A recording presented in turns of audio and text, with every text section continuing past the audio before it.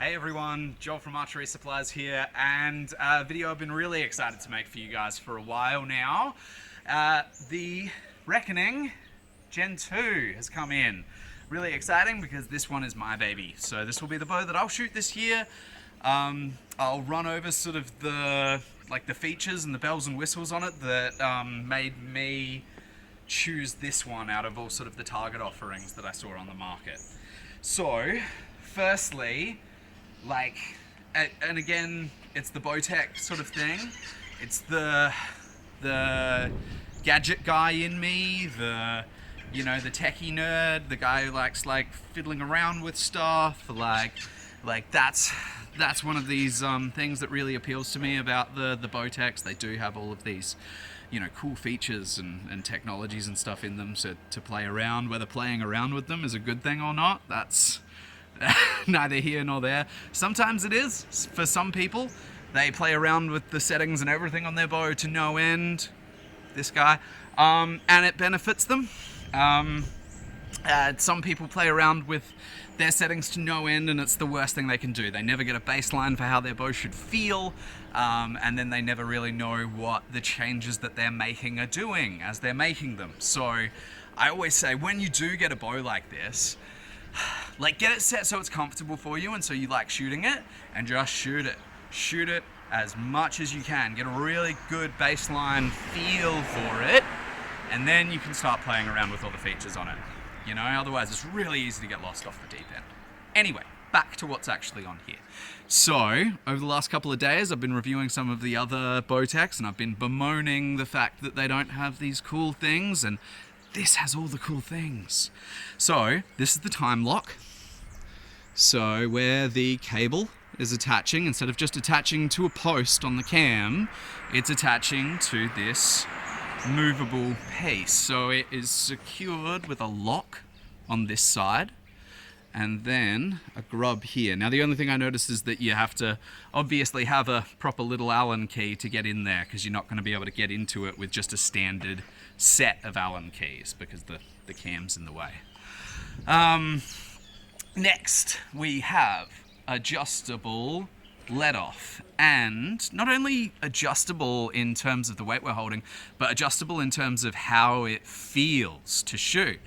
So by changing the position of this, we're getting either, a spongy, softer back wall, or as you can see here, I have it set to this solid, hard back wall.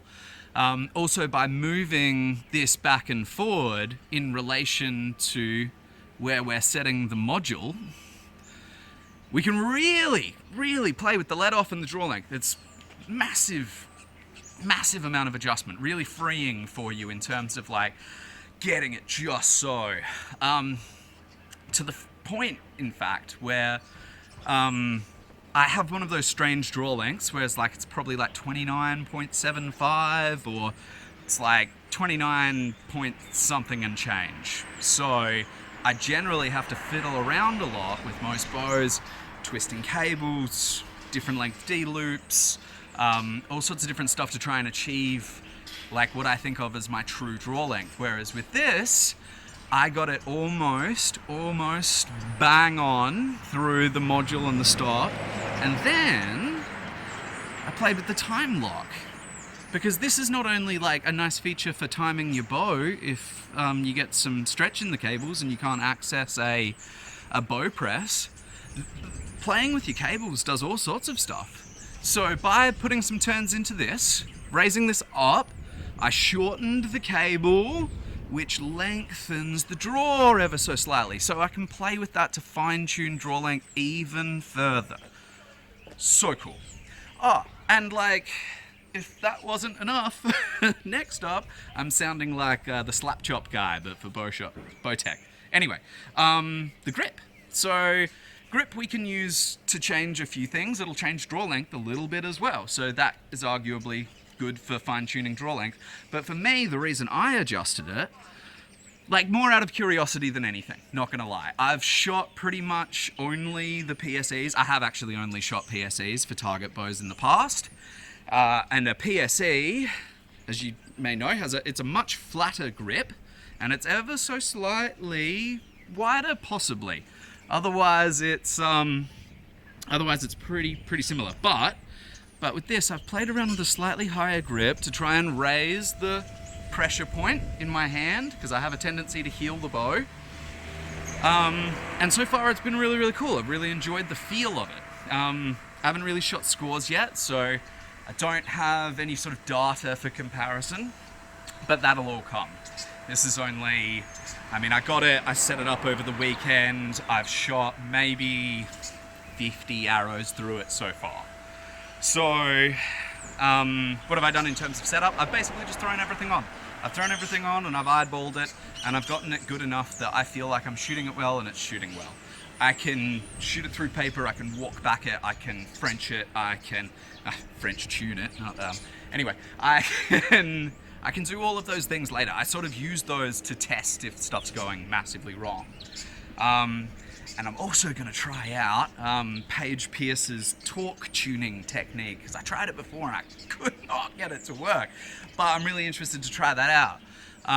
Because obviously these bows are in the hands of possibly like the two best tuning tip pros that you could ever ask for. Like Tim Gillingham and Paige Pierce are so onto every aspect of setup, tune, all of the, the things that you could want to know. If you want to know how to set up a bow, go and watch their channels. Like, I would shut this down and go and watch their video. Don't, please.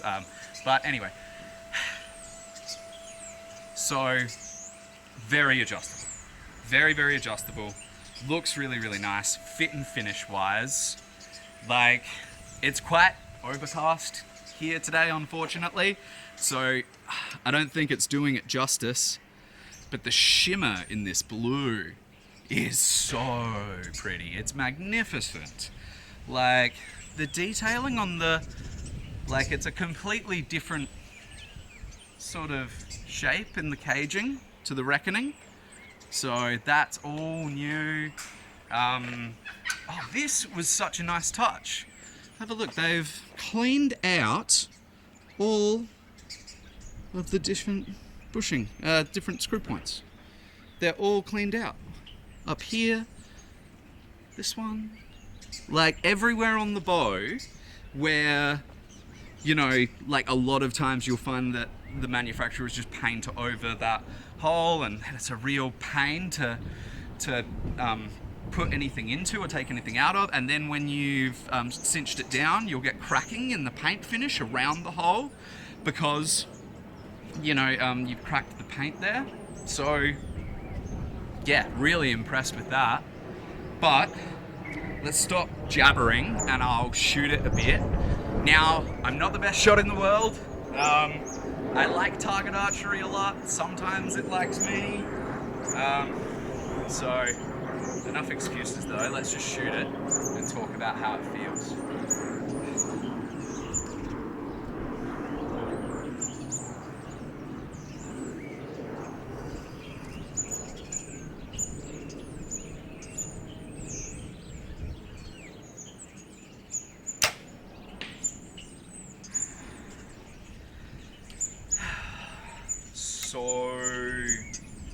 So quiet. It feels so, it's like this, I use the word crisp a lot, I know, when I'm describing bows. It's a really short, sharp, snappy little sort of feeling. It sits really well.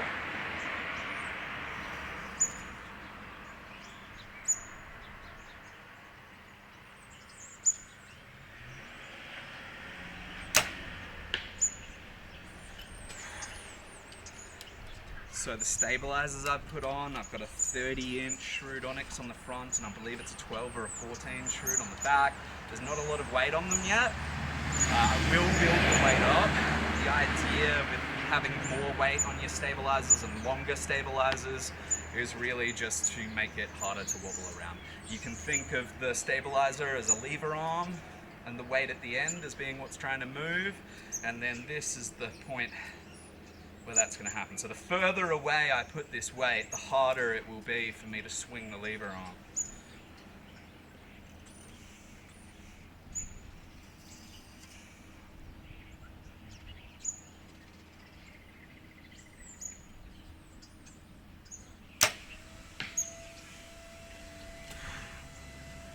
There's not a lot of shock. Like, I've said before how I like feedback in the target bows and how I like to feel that forward momentum. It's not heaps of that. There's a small feel of it. I do feel like I would probably benefit from a finger sling, because I think that at the moment maybe I'm trying to catch, or like subconsciously you can do all sorts of weird stuff with your hand.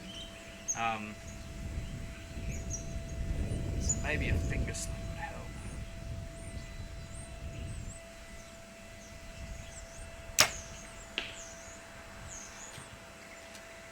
Really nice. Like,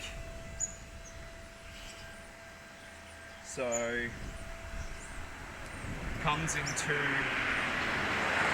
sizes. It's coming in the 35. I'm pretty sure it's the 35. And this, which is the 39. And two draw length options, so the shorter draw and the longer draw option. I've gone for the longer draw option, which is the 29 out to 33 and a half. Or sorry, I'll have to double check that one. It's quite a long draw length, so it's probably going to cater to, say, for the bigger draw length guys. It's probably going to be the go-to, I would say.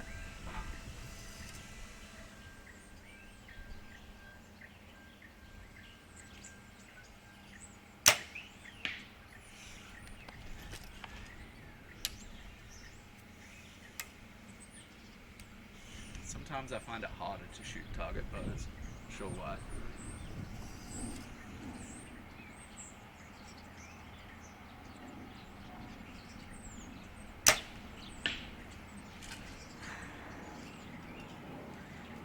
Helps if you just focus. Just concentrate on shooting.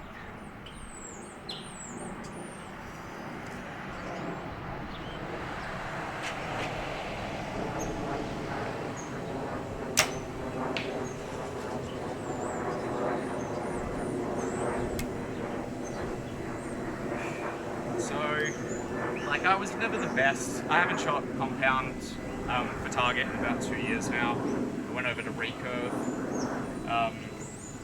but I was never great. Like I'd shoot like 680s on a 720 round, so like below the top guys, definitely.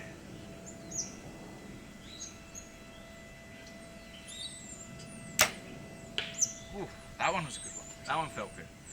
So, like, target archery is about setting your goals, I think. Target archery, to me, is about setting your goals, implementing a plan, following through on it, and then measuring the results, seeing how you did.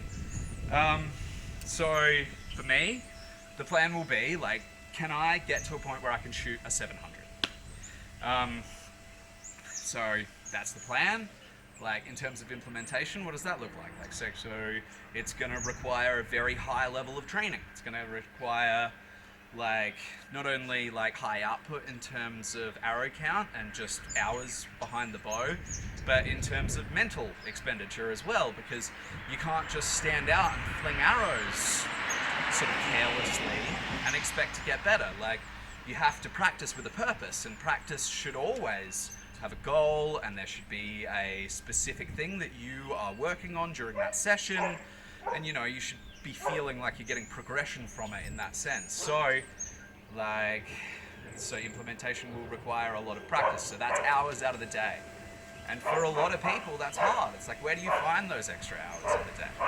You know, so if it's like for me, like, so what I'm working from like 9:30 until 5, I've got to drop my daughters off at school and childcare in the morning before that, and then I pick my daughter up from childcare afterwards, and I get home at about 6. And then I go to the gym as well. Hey! We've got some visitors, the friendly neighborhood dogs, so they keep it down a little bit. So how do I train? Well, you got to figure it out, right? And everybody has this in their life. We're all busy. It's hard for everyone. It sucks. Like, everything's hard.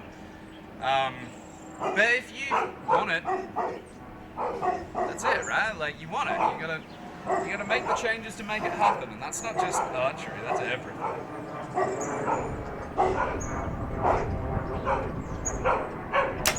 I feel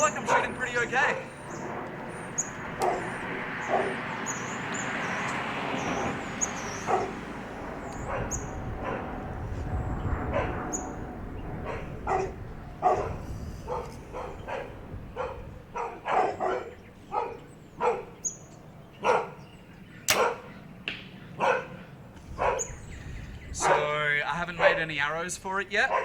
The next step will be to make up a good set of target arrows. These are the cheap ones, so the ones that I've been doing in the testing.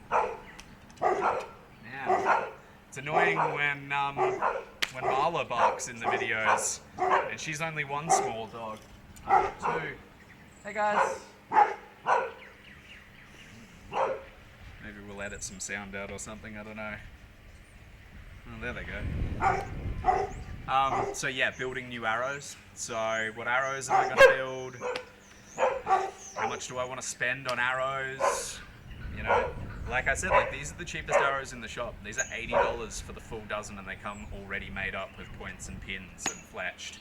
And they're shooting like that. Like, I can't see, like all I can see from here is a bit of a shadow in the middle, like, but I think they're okay.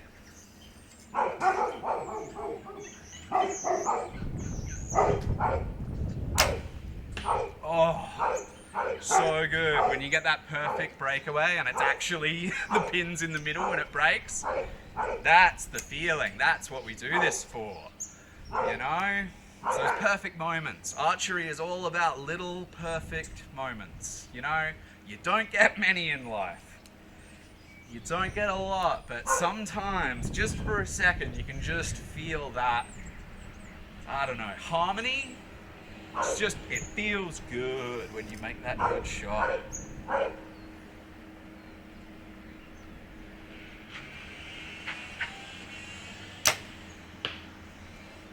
Not so much for that one. But you can't get greedy. You can't expect that feeling every single time. Be nice though, wouldn't it? Cool. All right, so that's the first group with the Reckoning 39. Let's go down and have a look how it did and sum it up.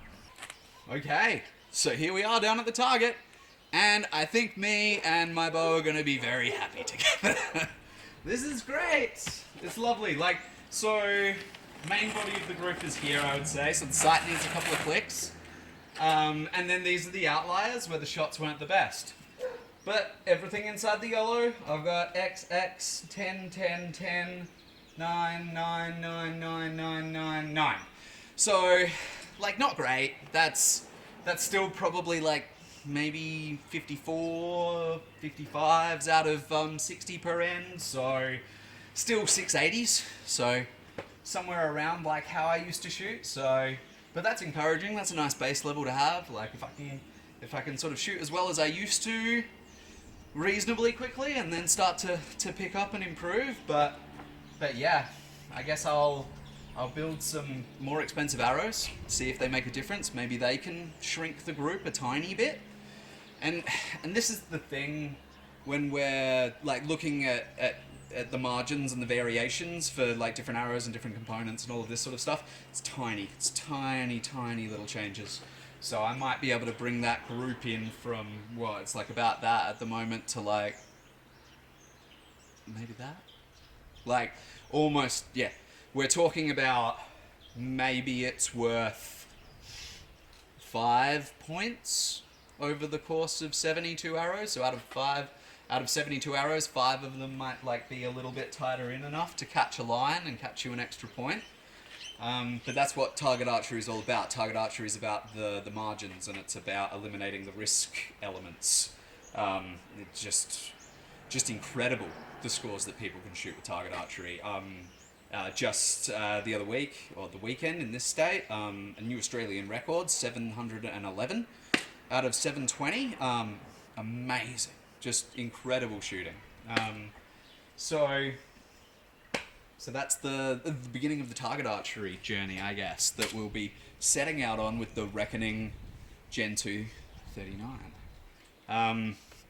Excited to make some more videos for you guys in regards to like setting it up, and you know, maybe we can chat to some people about it and all of that sort of stuff. But if you are looking for your new flagship target compound, you got to check it out. You got to, especially if you're the kind of person that like needs it to be like just so, and you like to do that all for yourself. But yeah, well, it's great to have you guys with me as always. Thank you so much for watching. Enjoy your shooting, and I'll see you on the next one. Thanks. Bye.